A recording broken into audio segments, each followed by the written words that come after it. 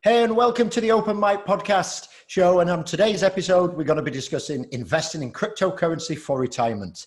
But before we get started, I just really want to cover the show's firstly not regulated to give any investment advice or recommend that anyone interested in making a financial investment. We always recommend that you do seek professional and regulated advice.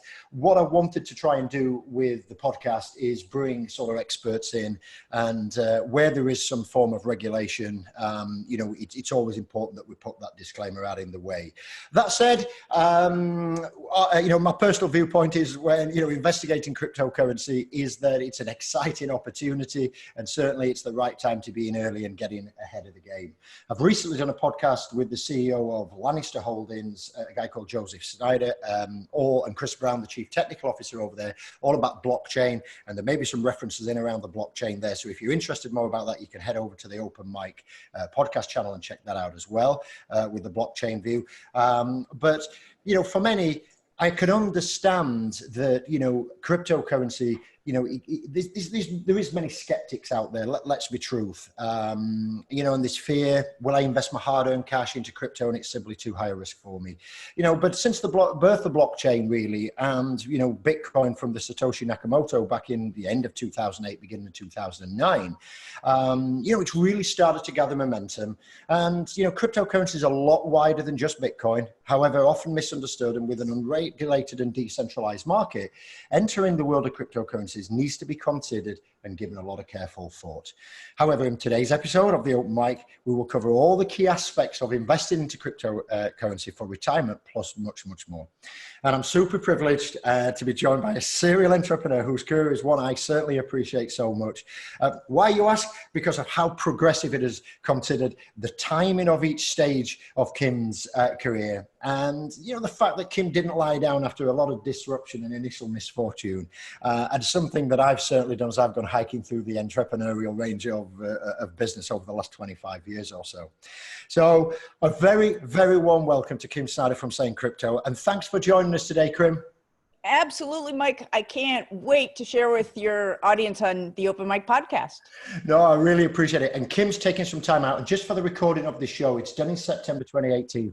And I'm very appreciative because Kim's based in South Carolina, and the hurricane has just we've had a near miss, Kim, really, haven't we, in the Carolinas for you?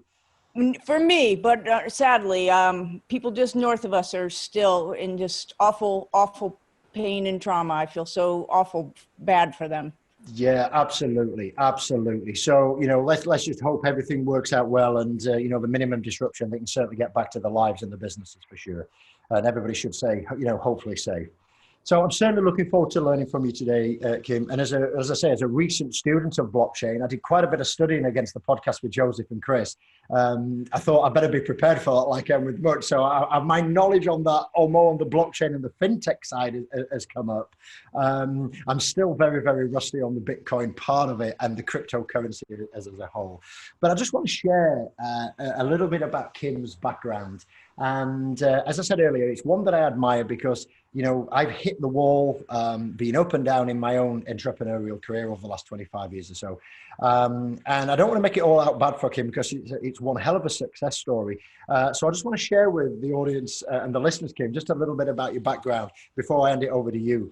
Kim spent well over 20 years as a serial entrepreneur, an options trader, investment advisor, financial engineer. She's also an author, speaker, educator, and she hosts her own podcast and radio talk show as well, which we're going to put some links down. If you head over to sanecrypto.com/the open mic, Kim's going to put a page up there, and you'll be able to connect with Kim, join a podcast, subscribe, and get a lot more resources here. And I think, Kim, you got into investing in the mid-90s, having made a bit of a windfall on an IPO. For those early listeners and inexperienced listeners, an IPO is an initial public offering, pre-float. And all before the age of 30. I thought I'd done well at my float at 34, but you beat me on that one, Kim, so I'm more even envious. Just by a few years, though. Yeah, only a few, but you certainly take that one there, so congratulations. And she actually entrusted it to a Wall Street investment or brokerage arm, which proceeded to lose all the money before she had managed to spend any of the benefits. So out of a little bit of self-defense and dare I say it, a little bit of payback, Kim created the Snider investment method, which is a system of, a system of producing consistent cash flow from paper assets at a significantly higher rate than the traditional non-engineered investments. So Kim's investment arm was Snider Advisors, which both taught and managed the assets using Kim's methodology, and was in the Inc. list of the fastest growing companies in the US for 2 years in a row in 2008, 2009. And for anybody who knows how hard it is to get on that list, that's no mean achievement. So a big congratulations on that, Kim. Kim actually retired at the age of 47, and I'm giving your age away a little bit there, Kim, so I apologize, as she sold her investment arm and then moved down to South Carolina and opened up a polo farm that I really want to learn a little bit more with a husband and the dogs. And everything was going to plan until the cryptocurrency sort of opportunity came around. And she got really frustrated, like I do when I see a lot of rubbish going out on the internet about things out there where people are either trying to make a fast buck or they're just putting the wrong positioning out there. So I think that, Kim will tell you in her own words in a moment or two, but she sort of felt obliged, maybe is that the right word, Kim, to get involved and set the record straight and help people think about, cryptocurrency and, obviously de-risking that out. So obviously from that side, I'm hoping that's a little bit of a background, Kim, that sort of paints the picture for our listeners. It must have been soul destroying losing your IPO windfall to the brokerage arm. And, if you want to share a little bit about that or not, it's up to you. But tell us a little bit more and fill in the gaps about your own career and let the listeners know your journey to date. Sure. Thanks so much for that wonderful intro. I'm not sure I can do it justice, but I'll do my best. Yes. Well, I'll fill in that story just a little bit because it really is the basis for everything that comes after it. When I was fresh out of college, I took a job with a company in Dallas that was doing about 36 million a year in sales at the time. UK, I guess you guys call it turnover. Yeah, revenue or turnover, yeah. Yeah, and I was just a part-time clerk in their purchasing department. There's a funny story to, like a week in the VP of purchasing and the only other person in the department ran away in the middle of the night to get married. And so like a week in, and I know nothing about purchasing, the VP of administration walks in and says, your name is Kim, right? I say, yes. He says, good, you're purchasing. And I'm like, so 8 years later, the company's doing $1 billion a year in sales.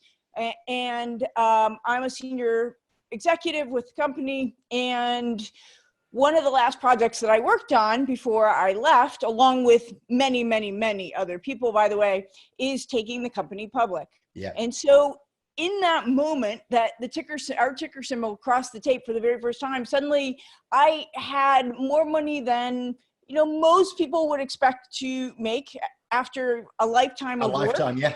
Yeah. And I'm 28, 29 years old. So I did the thing that seemed, the conventional wisdom. It's what adults did with their money, right? Is you turn it over to a big main Wall Street firm. In fact, in my case, not only that, what I did is I went to the investment banker who I had spent hundreds and hundreds of hours locked in a conference room with, right?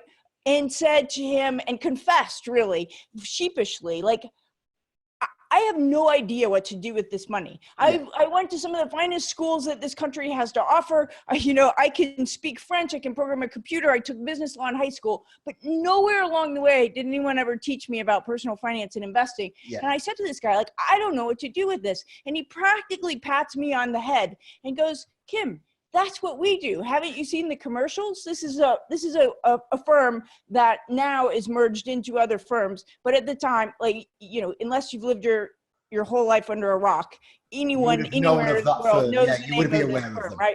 And so, and I'm like, okay, great. But so you do that. I understand that. But what am I supposed to do? Like call your New York office and say, hey, I have this big pile of money. Can someone help me? And he's like, oh, Kim, no, like, of course not. I'll say, we have an entire legion of brokers who do with nothing but deal with high net worth clients like you. Yeah. And I'm thinking, wow, like, do I love the sound of that, because I've been called a lot of things in 28 years, but I have never been called that. And so that's what I did. I took the meeting with this broker that he set me up with. The broker says to me, Kim, you're young, you have a lot of money, you can afford to take a lot of risk. I'm like, yeah, okay, that's what I've always heard, right? You have a long time horizon, you take a lot of risks. So, what do I know? These are the experts. So I fully trusted everything that they said. And I said, well, what happens if I need money? And they said, oh, no problem. You just ask us and we'll send you a check. And remember, this is, pre-internet. Yeah. And I was like, woo.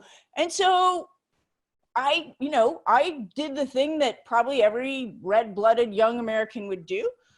I quit my job and I proceeded to have a really good time. A really good time.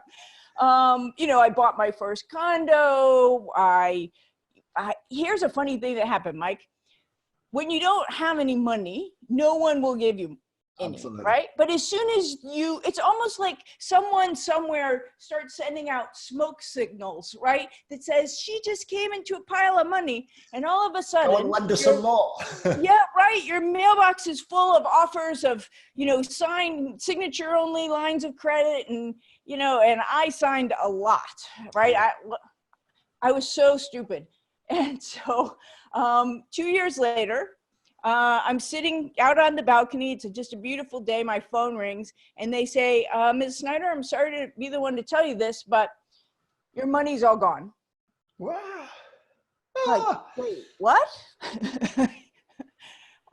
Gone. So not only had they lost everything that I hadn't managed to spend, and to be fair, right, I spent a lot on really stupid things, polo ponies, right? Some of my peers went out and bought Ferraris.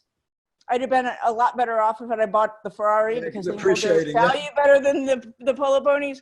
So I'm in debt up to my eyeballs. Things start getting repossessed. I sold my condo at a huge loss. I hadn't been, to be honest, all that humble when it happened. You think that it's not never going to end.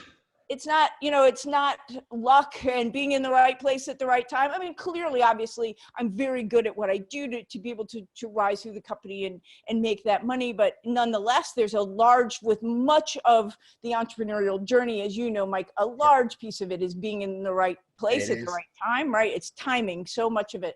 And and so, I hadn't been that humble. I had to go tell my family what had happened, and so to your point, people would often ask me after the fact, like, were you mad, or, did you sue them?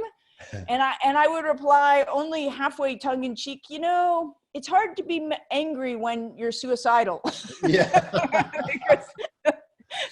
Because I spent like about a month laying in the bottom of my bathtub with the water pouring over my head, just like, not sure, like what just happened? How did this turn out this way? But, and you know what? Initially, I did a lot of this. Yeah. Right? It was everybody's fault but my own. Apart from yours, yeah. Parents' fault because they hadn't taught me about money. It was the school system's fault, right? It was the broker's fault. But eventually, most people, you have to come to realize that at the end of the day, it's really my fault. There's nobody else. You made the commitment. Every single single carry that bag of that was me, right? Yeah. And so there was two things that came out of that. One was an understanding, a fierce determination that would never happen to me again. And two, that from that point forward, I would always be responsible for whatever financial situation I found myself in. I would never, ever, ever, ever entrust my financial future to another human being. Now, if I lost the money or I made a mistake, so be it. But it would be an honest mistake with no conflict of interest, right? And because I did my best. And so what I started doing, I'll give you what I ended up doing was, moving into a little 600 square foot house that I paid cash for because my credit was destroyed. No one would rent me anything. And I took a job that paid a fraction of the one that I had left 2 years earlier. And I started, after a little while, I started to think, you know what, I'm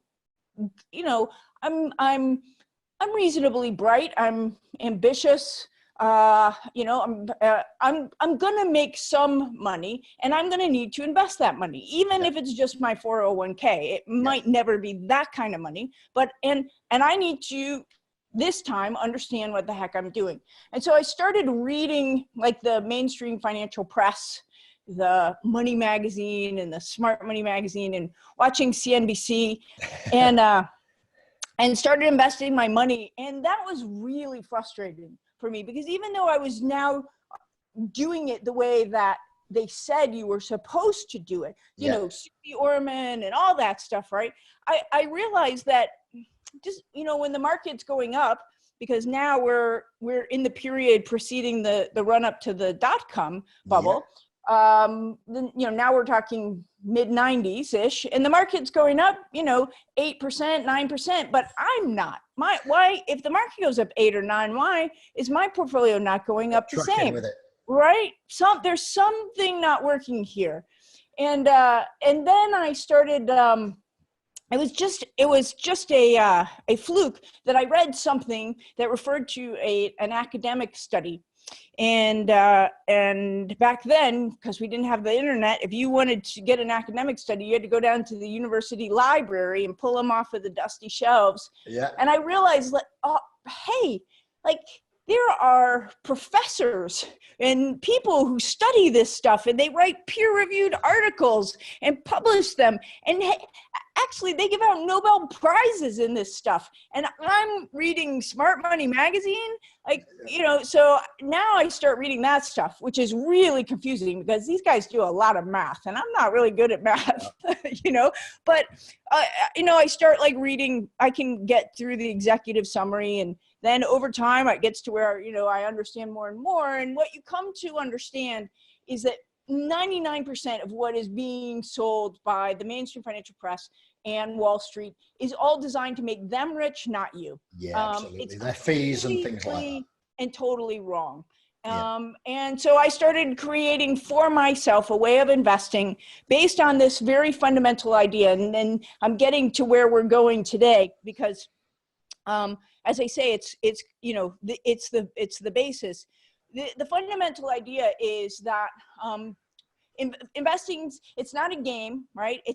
You're not trying to compare your results to somebody else. No. It's not the fact that so-and-so made 12% or you made 9. It's about outcomes, right? And for me, the outcome that I wanted was, one, to never have to work for another idiot again, because the job that I had taken, I just was anyway. So I never wanted to be in that position again where I had to work for someone or somewhere that I didn't want to, because I needed the money. And I started to get around this idea of financial freedom, right? The ability to do what I want, when I want, without having to worry about how to pay for it. Absolutely. And what that led me to was something very different than most investors my age. It led me to this idea of producing cash flow from my portfolio so that I could live off of my investments anytime I wanted. If I got sick, if I wanted to go, live in the caves of Bora Bora for a year and chew on the coca leaves, that I could do that. Right. And so how do I start to create a portfolio that throws off that cash flow? Because the problem with a traditional capital appreciation portfolio, which is, going up and down, is well, what happens if you need that money while the market's down? But if you've got one that throws off consistent cash flow, right, you can live off of that. You can't eat capital appreciation. No, the problem was most of those investments that produce cash flow, like bonds and REITs, only did so at couple of percent, and I needed a lot more than that because I didn't have very much. And that's when I got into the financial engineering part. I created an investment method for myself. And then a few years later, now we're really getting into the dot-com bubble. Oh, and in there's like all this stuff I won't bore you with. Like I became an options trader at one point, an off-floor options trader at the Chicago Board Options Exchange. All this different stuff to try to learn the markets and created this system. And so years later, some friends of mine asked me to teach them how to manage their money the way that I was managing mine. And so I started doing that like Thursday evenings in the boardroom. Yeah. And then the next thing you know, they're bringing their friends, and then their friends' friends, and then so suddenly their parents, right? And the next thing I know, I look up and I'm like teaching these classes on weekends, and I absolutely love it. Yeah. And I had met my then husband, or my now husband, at just about that time. And he said, you know what? This seems to be like what you love to do. Why don't you do this? If it doesn't work out, I make enough that, you can go find another job. And I said, yeah. So I quit corporate America and I started the Snider Advisors. I started teaching people how to invest for cash flow, which at the time there was nobody. Now, now Robert Kiyosaki is the big kingpin in that, but there was really nobody talking about it. And certainly a lot of people, he's all about cash flow from real estate, but nobody was doing still is doing what I was doing with creating cash flow from paper. And just to date this for the listeners, Kim, we're looking at what, about 2001, 2? Yeah, I started teaching my friends like 99-ish, like right at the top. In fact, that's how it came about. Some of them said they were going to invest their bonuses in the stock market. And I was like, no, don't do that. And they're like, well, what do you mean? Everyone's getting rich. And I'm like, yeah, I know, but don't do that. And they're like, well, what do you do? I've done nothing. And they're like, wait, I don't want to talk about that. Yeah, right. So anyway, so that's how I got into it. It was right then. I ended up quitting in like 2000. We reorganized a few times, but officially 2001 was the founding of Snider Advisors. And for the first few years, I said I was not going to. My intention was never to manage money. Right? Those people had just lost all of mine. And so, but the problem was people after the class, people would come to me and say, this is amazing. Will you do it for me? And I'd say, no, I just taught you how to do it so that you don't have to pay someone to do it. And they say, I know, but what do you want me to do? I'm not gonna. So what do you want me to do? Go back to Merrill Lynch? I'd say, okay, well, good point.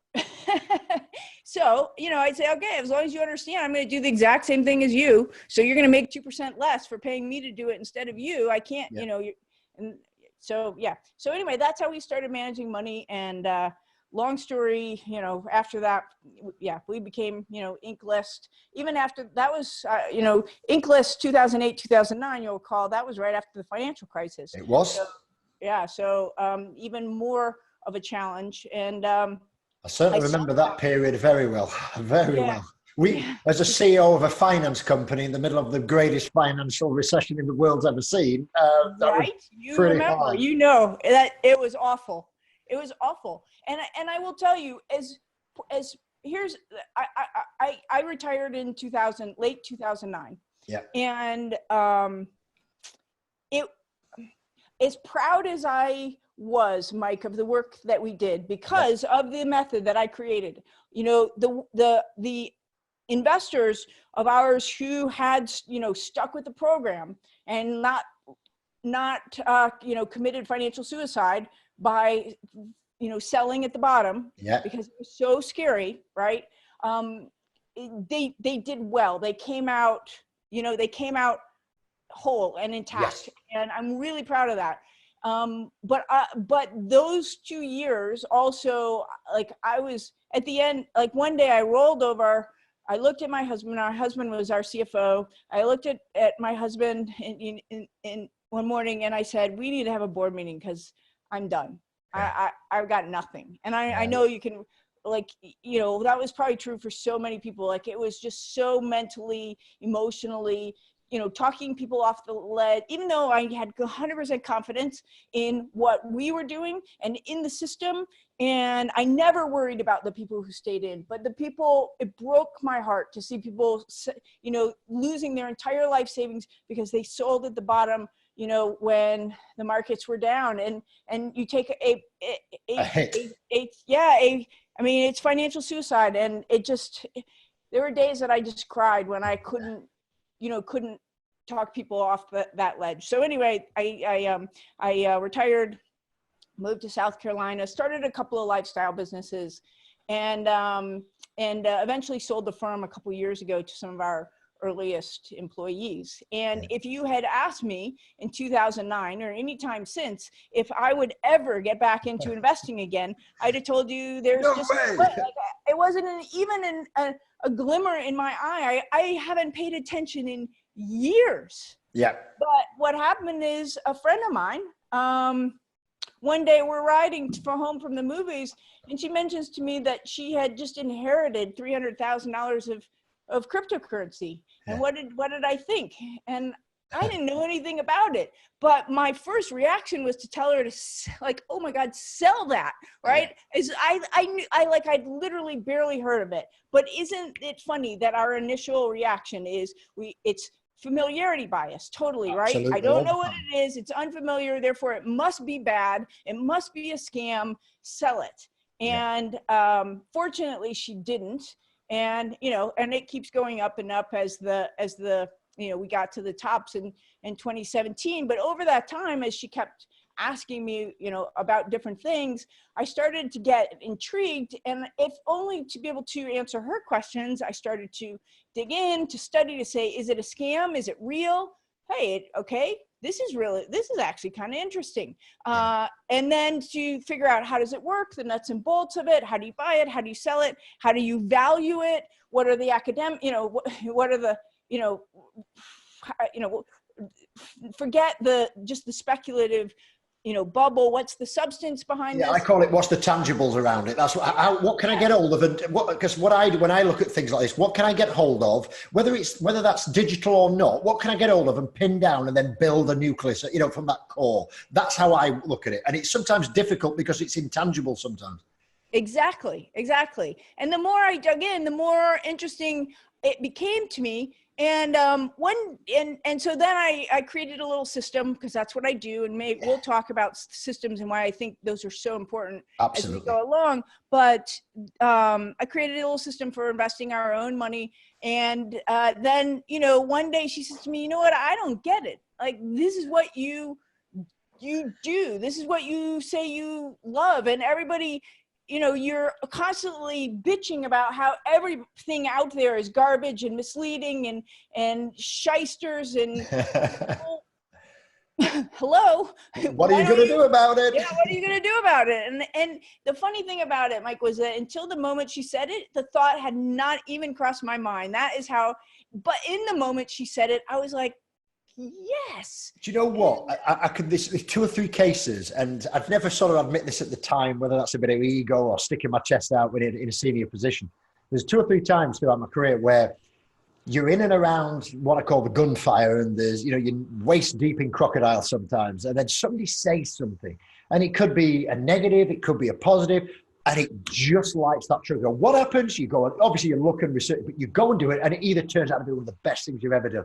And I can point to 3 key things in my career where I can't even remotely own up to having that idea, but somebody said it more as a throwaway comment. So for the listeners, if you've got that going off in your mind at the moment, and if you want to shoot us a message on our favorite channel, Twitter, using the hashtag #TheOpenMic, if you come across one, I'd love to open a debate with you about what's one of those throwaway comments that somebody said, and as an entrepreneur you've latched onto.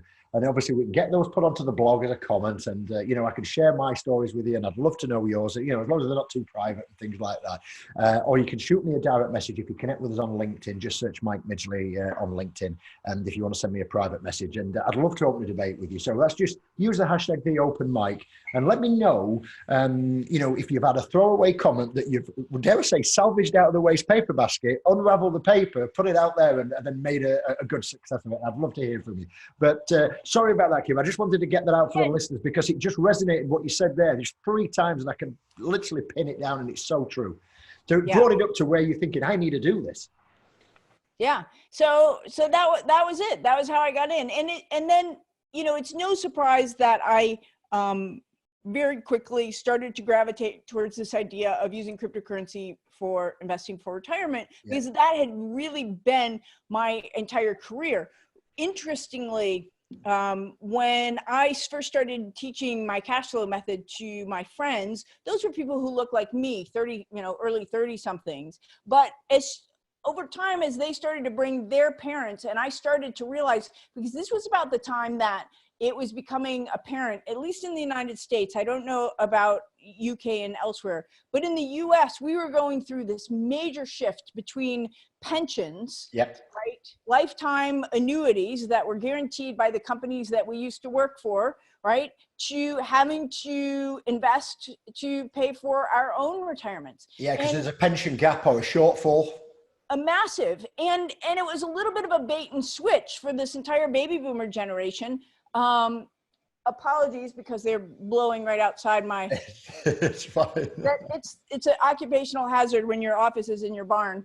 It's fine. I've got 3 chocolate Labradors running around as well, so you sometimes see those. I've just got a 12-week-old puppy here as well who's causing riot and chirping away in the back, so it's fine. Awesome. Yeah. So it just be, this idea that all these people thought they were going to be taken care of by their companies. And then suddenly they say, oh, guess what? Now you have to use your 401k and your IRA and you have to invest. But, oh, by the way, we haven't ever taught you how to invest. There's no curriculum for that in the schools.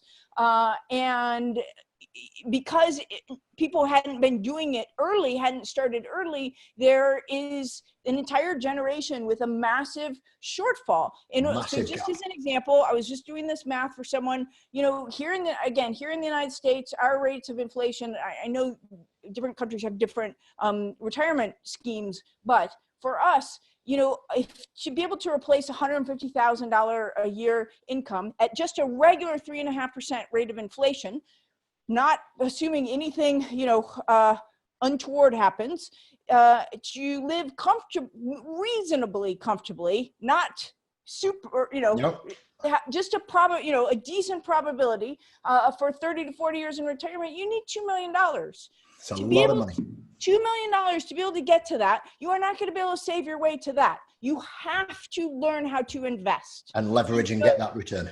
Yeah, and you have to be able to create cash flow off of that portfolio. So very quickly, that became the problem that I worked on for my entire career. And so when I got back in and started looking at cryptocurrency, the thing that was so intriguing to me, and I'm kind of skipping ahead now, but one of the things that was instantly intriguing to me was this idea that, hey, if we do this right, this may be an opportunity, not a guarantee, but an opportunity, if it goes the way it might, to catapult people across this gap. So slingshot them back. So it's like going around the moon and slingshotting back. Exactly. And once I realized that, then my eyes lit up, and I'm like, I'm all in. On it. And then you wipe your diary, you get stuck in, let's go to work and make it happen type of thing. Yep. I mean, it's absolutely right. And, just going back to that 2008 period, Kim, we got back-to-back what we called undisclosed credit lines or undisclosed agency credit lines. We were in wheeled asset finance. So, what you would see as a car leasing company, or a van leasing company or a truck leasing company. That's what we were. And we used to finance credit lines. So we were the finance company, but we backed those credit lines off to all the major institutions in the UK, Bank of Scotland or Capital Bank, Lloyds Bank, Clydesdale Bank, all these people, Fortis. And literally from June 2008 to November 2008, so in a period of 5 months, I'm taking call after call. We're withdrawing your line. We're withdrawing your line. We're withdrawing your line. £7 million, which is, $10 million line from Capital Bank, like that was the first one, skittled off. Before we lost it, on the aggregate value, because they took like a shared risk in the undisclosed agency. We just sort of underwrote a smaller percentage of it. But you're talking 60, 70 million credit lines gone or on notice to be terminated within a 5-month period.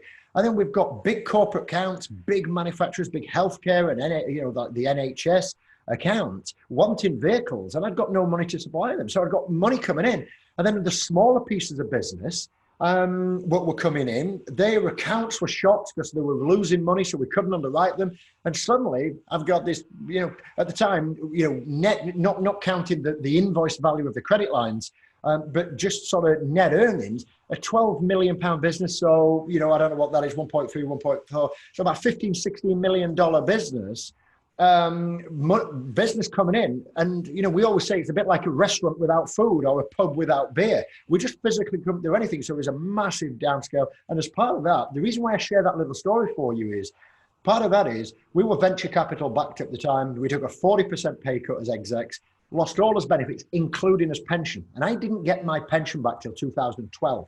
So from the UK market, what does that mean? If you know, for the listeners, if you were in and around that as a pension contributor, just to sort of reinforce what Kim's saying about this gap, for 4 years, I had 12% of my annual salary paid in pension.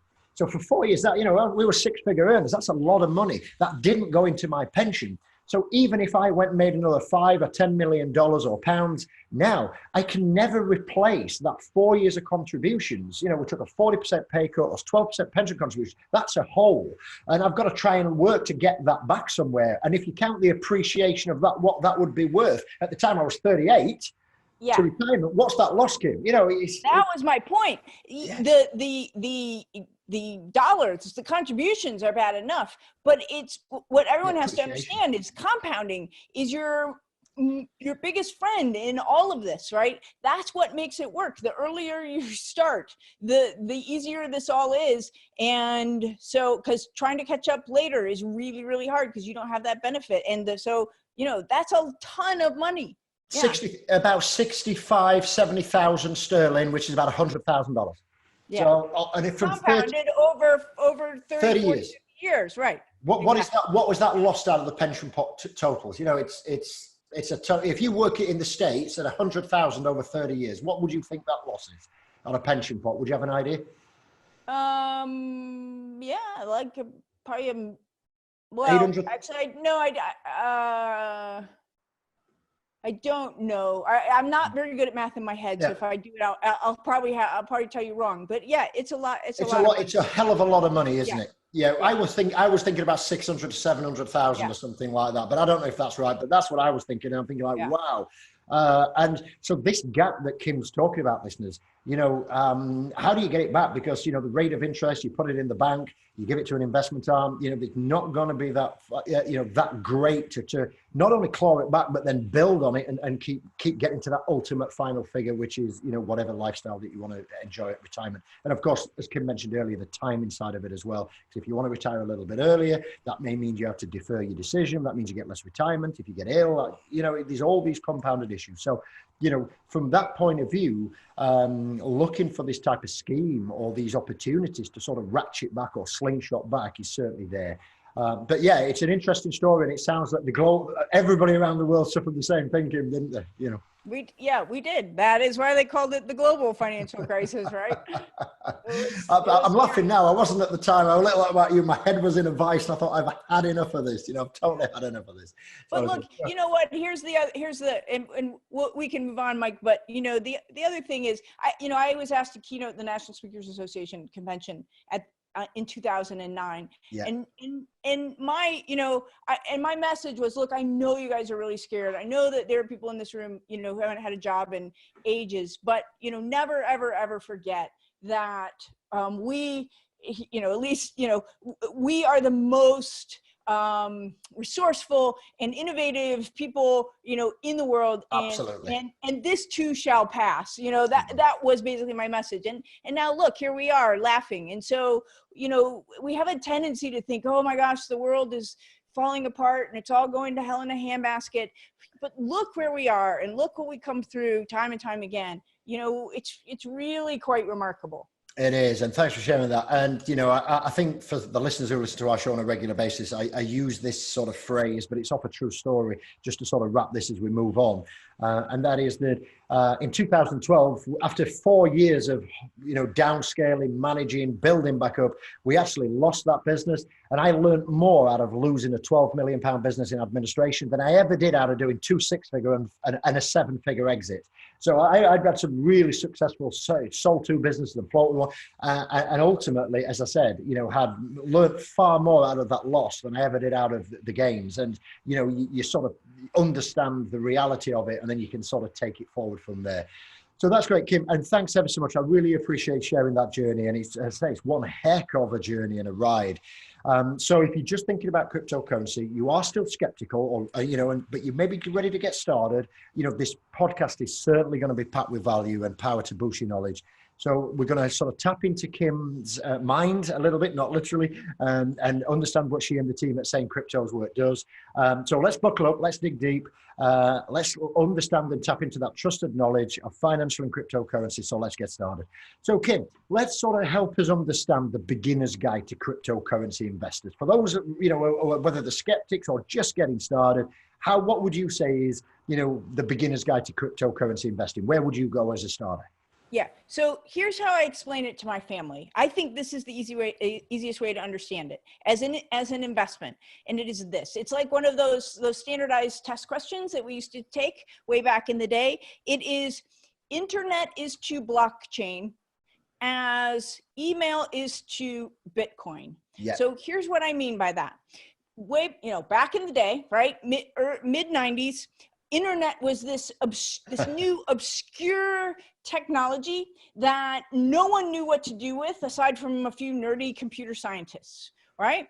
And today, blockchain is the same. It's this new, obscure, nerdy technology that no one knows what to do with, except for a few cryptographers, okay? Until what happened with the internet, as you'll recall, that changed all of that, is that AOL began sending, at least here sorry, I do apologize.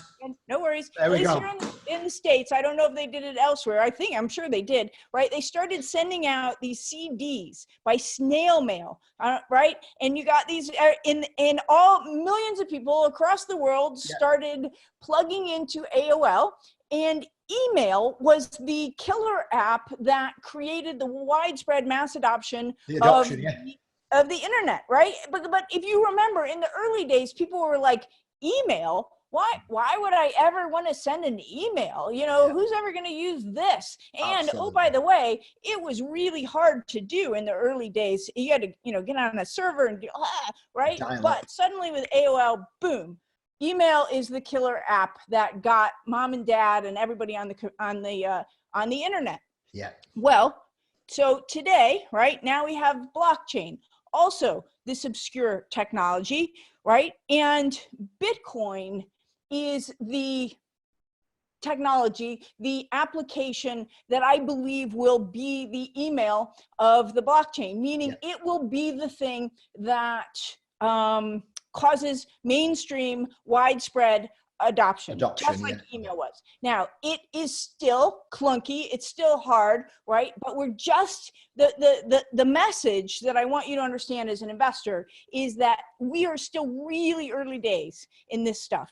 Like, think 93 for the internet. But here's the question for you, and this is where it's really, really exciting.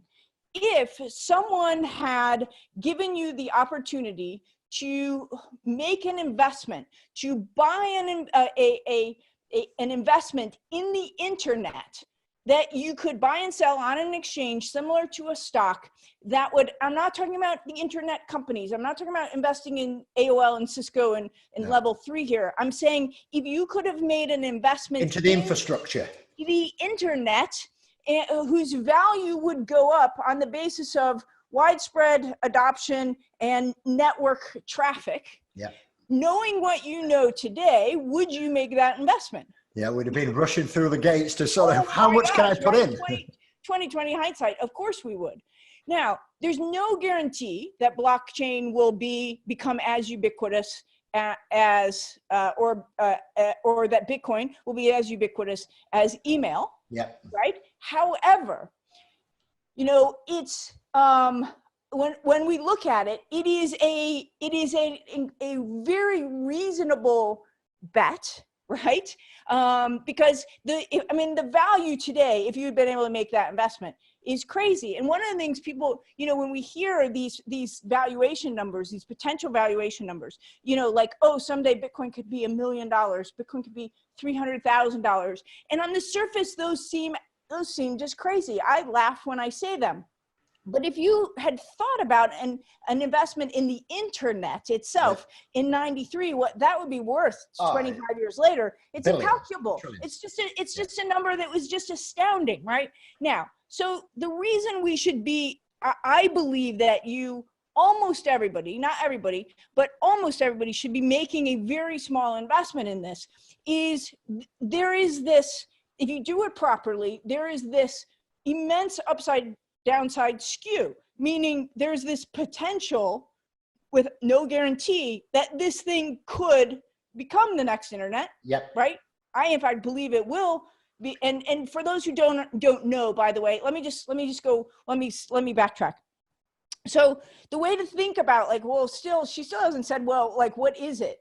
Well, so think of Bitcoin this way, in the same way that email, right, was the created decentralized peer-to-peer transfer of data, meaning I can now send to you, Mike, in the blink of an eye, files, right, text, video, etc., right, without having to go through a trusted intermediary like DHL or FedEx or the post office. Yeah. Now, what Bitcoin is it is the decentralized peer-to-peer transfer of value, okay? Yeah. It is the internet of money. And so I can now send Mike literally $10 million this fast in the blink of an eye. Yep. Without having a trusted intermediary, this time being a bank or a government. So it's the internet of money is basically what we're talking about. To my way of thinking, I really try not to have an opinion about investments. A big part of my investment philosophy my entire life is to be agnostic, to say, I'm going to, be okay with whichever way this goes. I try not to make bets. But on this one, I just can't help but think that there is, this is just a logical extension of the internet that already exists that makes perfect sense. So if you think that there is even so you don't have to believe that. All you have to do is think that there's any chance that is going to be true for this to become a good investment, not a huge investment, a very, very small investment. Because here's the thing. Last year, the return of Bitcoin was 1,330%, okay? Wow. Now, if I had invested, let's just say that my investment portfolio was $500,000. I invest 2% of that, which is the maximum I suggest anyone make in this investment, then 2% would be $10,000. A $10,000 investment in Bitcoin last year would have returned $125,000. Now, the income, because that's the way I think about things, of that $500,000 portfolio, if you think about it, was $20,000, 4% per year. If I lose that entire $10,000, then that income potential goes down to $19,600. It's not great, but it's not going to really meaningfully affect anything. Yeah. On the other hand, if I made, $125,000, my income for life just went up by 25%. Absolutely. That's the investment.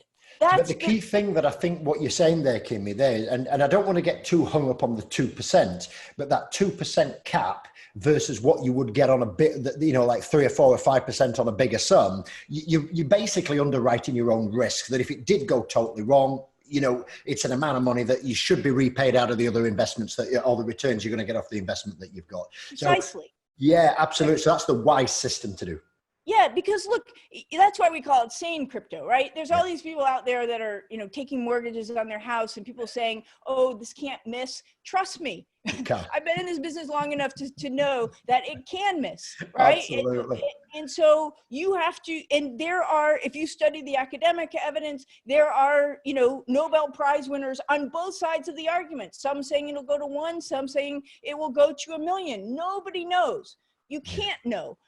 Only time will tell. So the proper way to do it is to structure your investment so that if the naysayers are right, you don't ruin, you don't blow out your entire nest egg. But if the believers are right, you get that you get the benefit of that huge upside. Which is like the slingshot we talked about earlier in the podcast earlier. Correct. Absolutely. No, that's really, really important. And when I was speaking to the guys over at Lannister, and they were telling me about what they're doing with the fintech and the blockchain, Kim, some of the things that they're doing to speed up things and, you know, not have money staying there, even down to maintenance contracts on property. So how maintenance contracts can be done on blockchain. And, you know, I know that's slightly out of crypto and it's slightly off topic, but some of the things about, you know, authorizations and speed and accountability and just contract, you know, it was just amazing. You know, literally, you know, I had Chris Brown on, the Chief Technical Officer, Joseph Snider, the CEO, great guys. And again, for anybody listening interested in blockchain, go check the Open Mic podcast out with Lannister Holdings and Joseph Snider. It's amazing sort of podcast about what they are more sort of enterprise level, not sort of small business level, but just to get the understanding of what blockchain is and to help and build on what Kim's sort of analogies and methodologies are of her understanding of blockchain and this internet of money and things like that. But it was amazing what it could do. When I read I read the book as well, Kim, the Blockchain Revolution. And there was a little passage in there, and obviously I know we've both been in the digital marketing space in the past and things like that, and there was one little line that it wasn't even a major part of the book, but it just pricked in my ear. And they said that if you could get a blockchain account hooked up, everybody who sent spam email, if it deducted 1 cent or $1 for sending a spam email out of your account, spam would stop like that. You know, and it's just that speed. And you know, it may not be something that a lot of people pick up on. And I know we're slightly off the crypto side, but just on the blockchain side, it just blew my mind that you could stop so much abuse or so much irregularities. Because one of the fears were, you know, oh, is it going to be done for criminals and crime? Well, actually, it does become more open and transparent, which was great. So absolutely love that example. Yeah, it really is. You know, I try not to let it influence my investment ideas, but when you look at this stuff, again, if you think back, right, and this is what I always tell you, if you think back, there was just no way on earth that we could imagine our reliance on the internet today. Yeah. It is so, you don't even realize all the things places embedded and how reliant, right? And I think 25 years from now, you're going to see the blockchain looks, I mean, it's just cool stuff that it will transform pretty much every aspect of our life in the exact same way that the internet has. Yeah, brilliant. I believe that. I really do. So, Kim, I mean, I really love the example about how you said the internet to email, blockchain to crypto. I really love that sort of example and that analogy. So if we move on and sort of said, if I'm brand new to this, which a lot of the listeners will be, and I think a lot of the markets are just in general, what are the biggest mistakes a new crypto asset investor could make? Yeah. Okay. So there's three main ones, right? Wrong time, wrong amount, wrong thing. So wrong time means, and this is not unique to crypto. It's right. We do it with all of our investments, but because we have lizard brains, which have been wired over millions of years of evolution, right? For fear and greed, and to react to that, what we do over and over and again is we buy tops and we sell bottoms, right? We sell when we're fearful and we buy when we are greedy. And what that causes us to, it's the exact opposite, obviously, of what we should be doing.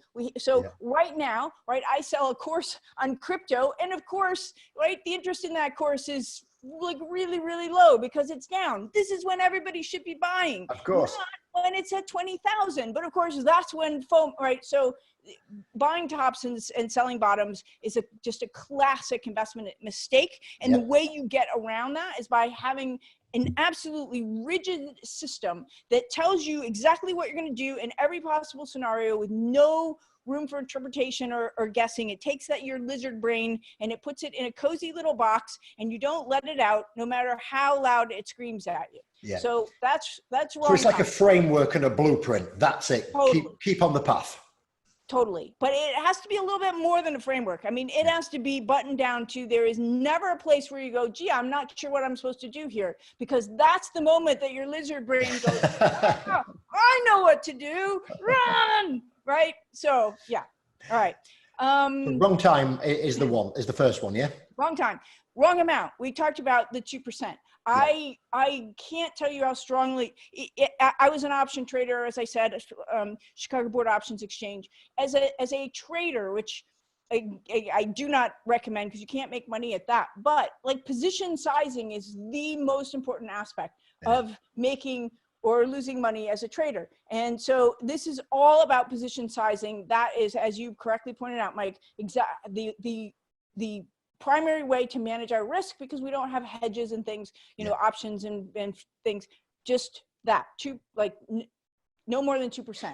And would you say the 2% is of savings? You know, you mentioned earlier, and I don't want to sort of make this to an advice piece, but you said, hey, these people, when you said doing the total wrong thing, like, you know, remortgaging the properties, and we're talking about liquid savings or liquid asset. Is that what we talk? What are we talking the 2%? Yeah, we're talking about investable assets. Okay.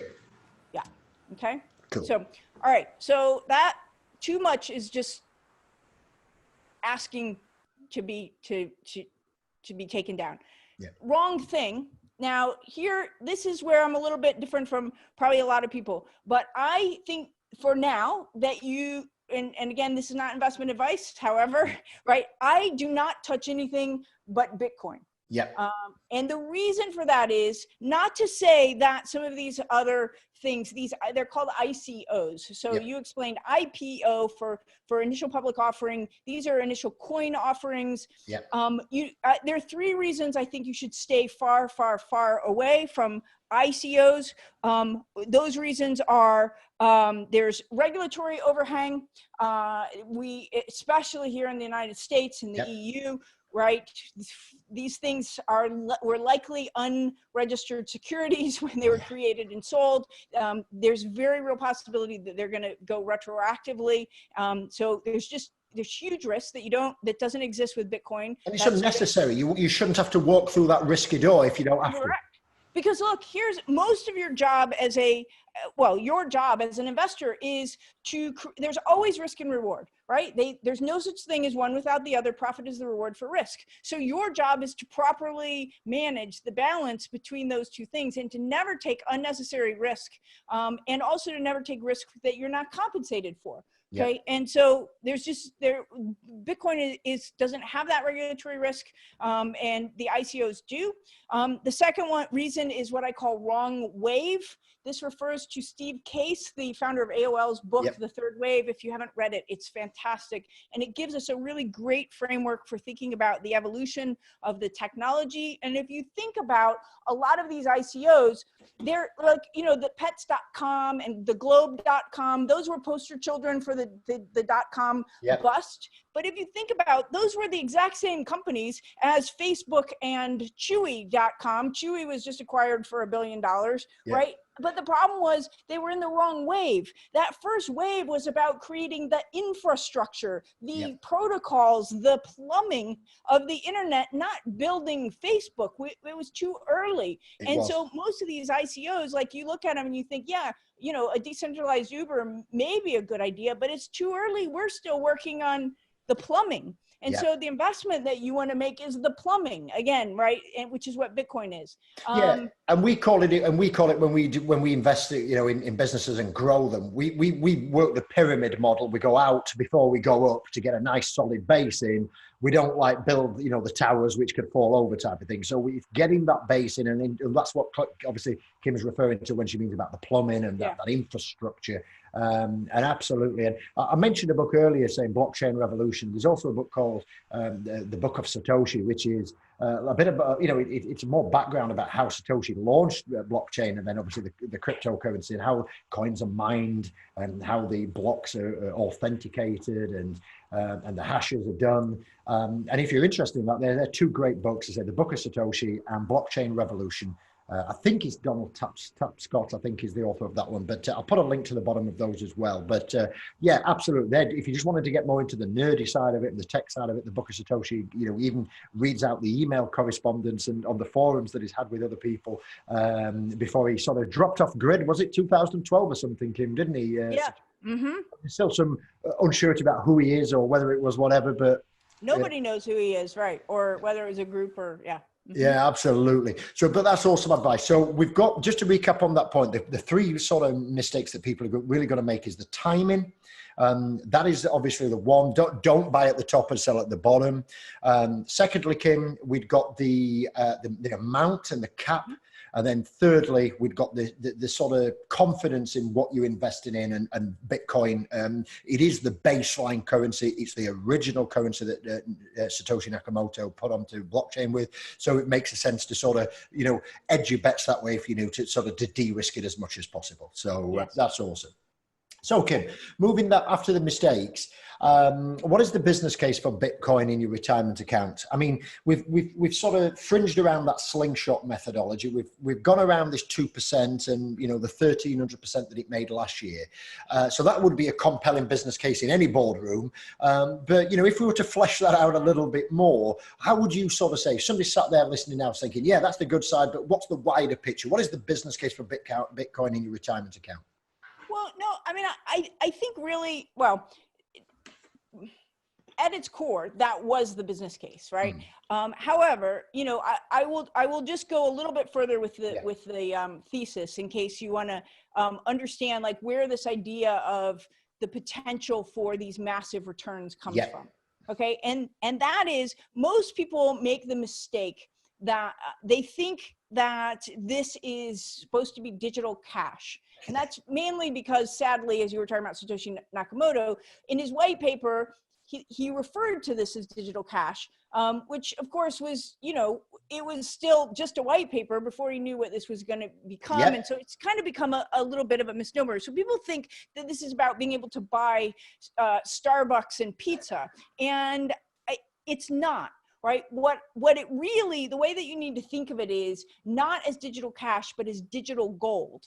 And in fact, a better gold than gold. Because if you look at what, so first of all, one way to think about this is, if, again, projecting forward, if we were inventing money today instead of 5,000 years ago, okay, we wouldn't be using gold or clamshells, right? When we're flying around 25 years from now on Mars, we also aren't going to be using, central bank currency either, okay? So, you can if you want to think of it in a futuristic sense, but forgetting that for a moment, right? Just thinking today, to be a store of value, there's a number of requirements. But some of the most important ones are that it be divisible, that it be portable, that it be censorship resistant.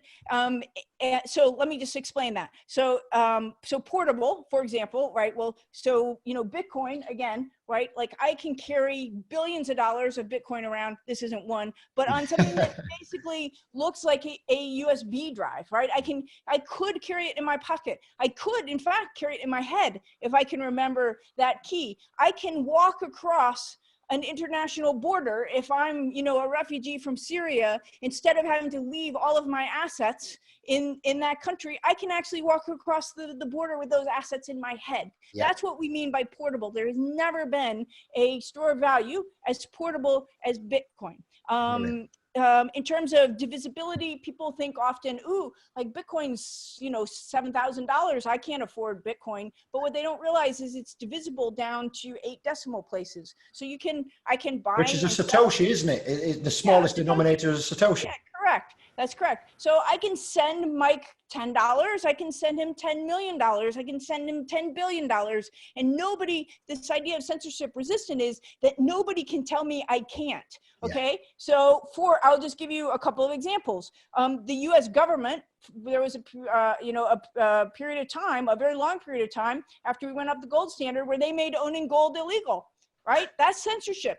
They said, bring all of your gold to the U.S. Treasury, and you have to cash it in for fiat dollars, right? So that's the idea. Not only that, it has other benefits as well, like being which we can talk about, like hedges for inflation, but like all of these qualities. If you go down the list, there's about 8 of them. Like Bitcoin is a better gold than gold. You can just, other than established history, that's maybe the only one where gold has an advantage over Bitcoin for the moment, right? Now, okay, if you accept that it's a better gold than gold, then, and you say, okay, well, right now, if you take the above ground supply of gold being used not in non-sovereign store of value, meaning not being held by central governments. Yep. That's about $8 trillion. One of the other characteristics of store of value that I forgot to mention, which is hugely important, is this idea of scarcity. It can't be something that's readily produced or obtained. Well, one of the just amazingly smart characteristics that Satoshi built into Bitcoin is this, what's known as predetermined scarcity. Yep. Unlike the government that can print unlimited numbers of dollars or pounds, there will only ever be 21 million Bitcoin in the world ever. And so, is it going to mature at about 2140 or something, Kim? Is that what? Right. Because it's going down. It used to be 50 Bitcoins for mining, then 25, then half every 4 years. It decreases over time. And so if you take $8 trillion of non-sovereign above ground gold supply divided by 21 million Bitcoin, that gets you to a number of about 380,000. And that's not assuming anything about, other, taking over other forms of payment and stuff, right? 380,000. If you just say, hey, it's a better gold than gold, and over time, it's going to take up some percentage of that market of both gold and offshore accounts, then you get to a really big number. Big number. We need as I've already said, we need some really big numbers in our account.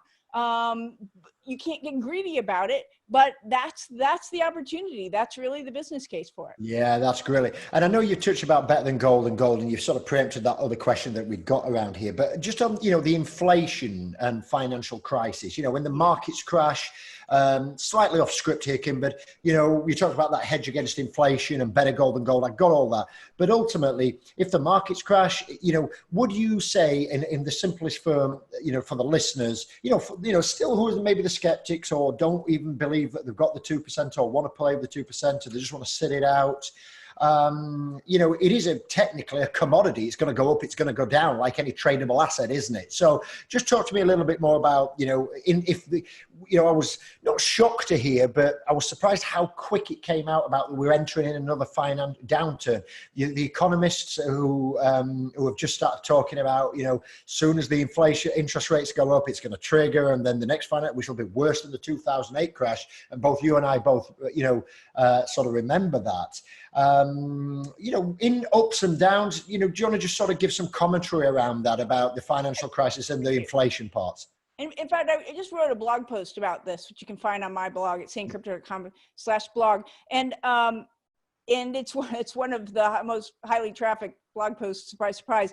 Okay, so look, just one comment around this. Of course, let's just be clear that nobody reads a newspaper when the newspaper says next month's going to be sunny and warm, right? Yeah. But if there's a hurricane or a financial crisis on the border, then everybody has to read the newspaper. So you have to take all of that with a little bit of grain of salt, because again, at the end of the day, nobody knows what's going to happen.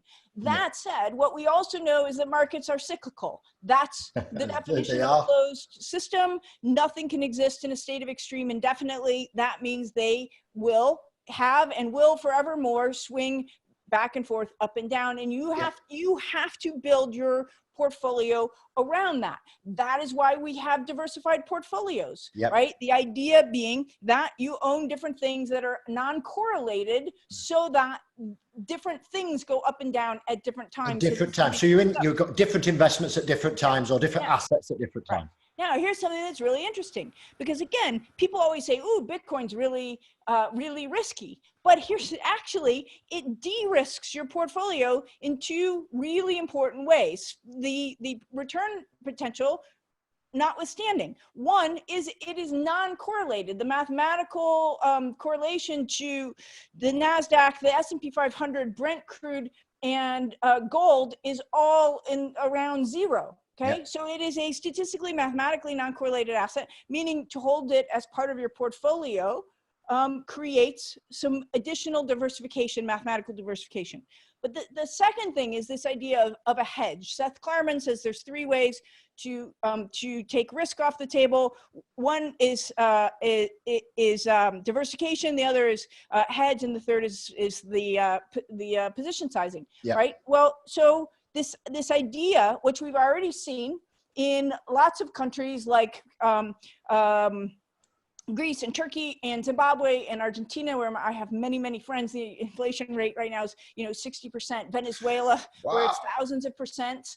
And what we have already seen is, as we would expect, because it is a digital gold, right? Yeah. It is acting as a digital commodity, as we would expect in those economies. The price is rapidly increasing as an offset to hyperinflation, both because it's a store of value, and also because when their currency is failing and you can't, you have to go around to 4 different banks to get 10,000 peso that are only worth 36 cents, and that's your daily limit. My friends told me that in Argentina, the limit is about $360 a day, US, right? So, but there's no censorship resistance on Bitcoin, right? So there's also just as the currency is collapsing, there's a supply aspect to it as well. As everybody says, now we're going to shift to Bitcoin, that drives the price up as well. So it is, in fact, as we have seen, acting as a hedge against inflation, as a commodity would. And then there's this third point, Mike, which is, I'm not an alarmist by any stretch of the imagination. However, right, I also believe that you hope for the best and plan for the worst. That's part of my investment philosophy. And in doing that, one part of the portfolio that we haven't talked about is the cash portion. You should, have at least 6 to 12, preferably 12 months of your expenses in cash and cash equivalents. And I believe that it is, prudent to have some portion of that outside of the banking system. Correct. Again, definitely. Not because I'm an alarmist, but just because, you just never know. But that's just way it's going, Kim, as well, isn't it? And it's common sense, isn't it? Yeah. Right. And so if you're going to have some portion out of the banking system, I think you diversify that too, because again, you don't know what circumstances will bring. You should have some fiat, which for me is dollars. You should have some gold, and you should have some Bitcoin.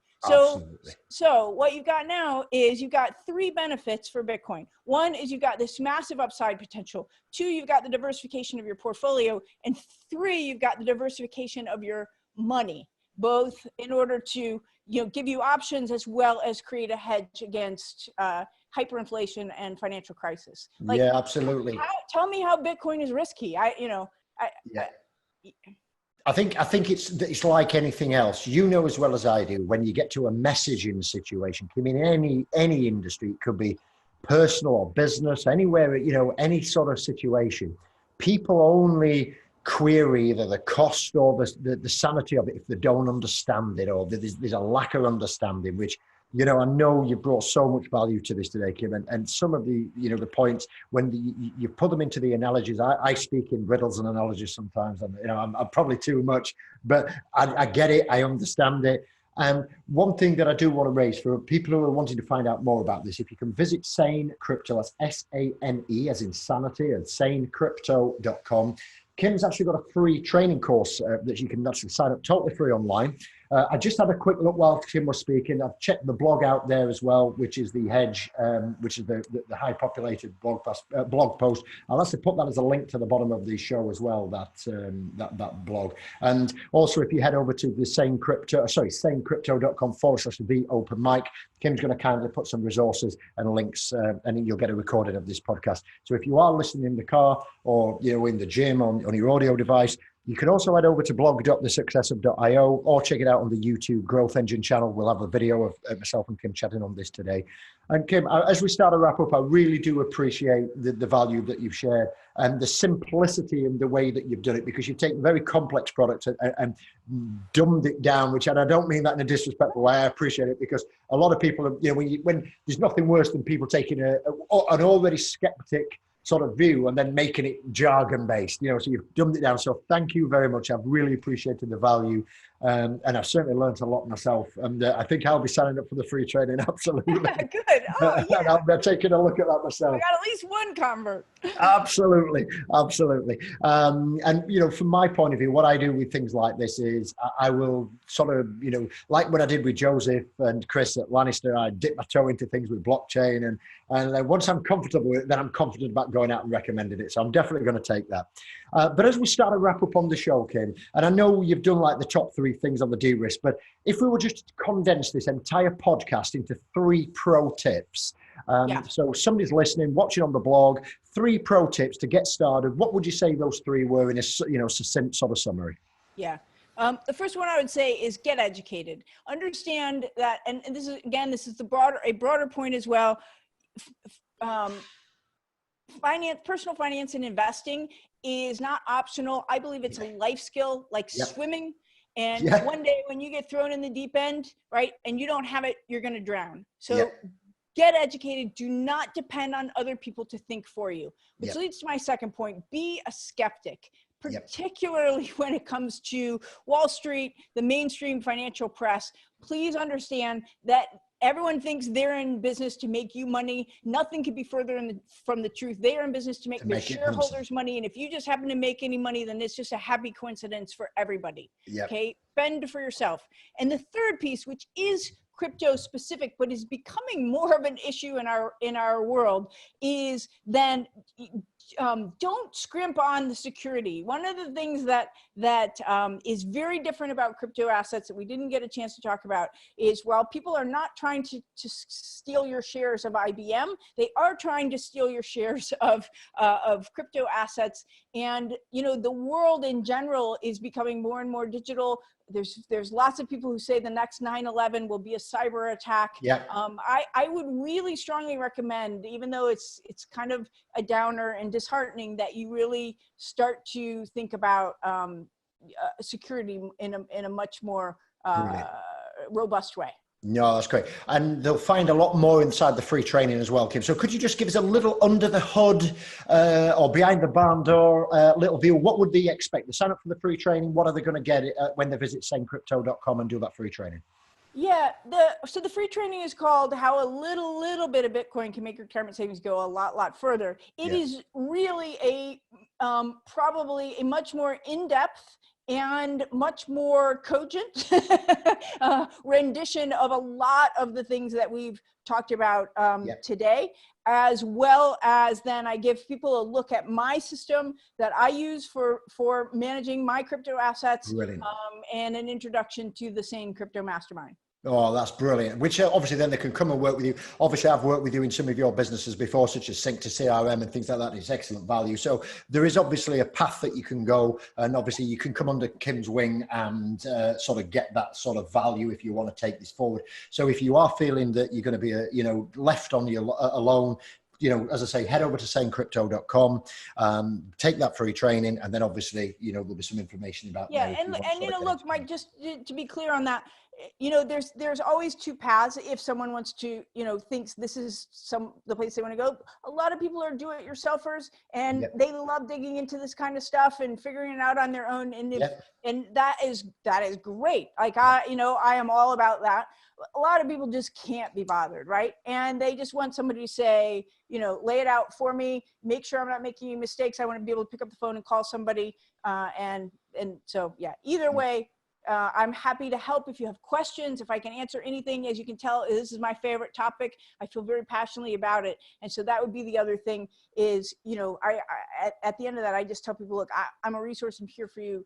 Call me, email me. I'm happy to answer any questions, whether you work with me or not. Oh, that's awesome. I really can't thank you enough for that, Kim. So we're going to put all Kim's contact details. You can check Kim out on LinkedIn as well, which is linkedin.com/IN/Kim Snider. That's KIMSNIDER. So I'm sure you'll be happy to connect with people on LinkedIn if there's the business people there as well. Again, is there an email address that you want to put out on the show, or do you want me to just put the link underneath, Kim? Yeah, it's all over the website, but it's really easy. It's just Kim@sanecrypto.com. You've got it, Kim at sanecrypto.com. So if you want any help, shoot Kim a message. She'll be happy to get that sorted. So thanks again, Kim. I've really enjoyed it. I've learned even more from you. Not that I didn't expect to. I was really excited about this. So thank you very much indeed for sharing your knowledge. Thanks for taking time out, which I know is a difficult time in South Carolina at the moment. And again, just a quick check. If you've missed it, you can head over to sanecrypto.com. There is a blog out there with lots of informative articles on there. There's also a podcast there, the Sane Crypto Podcast.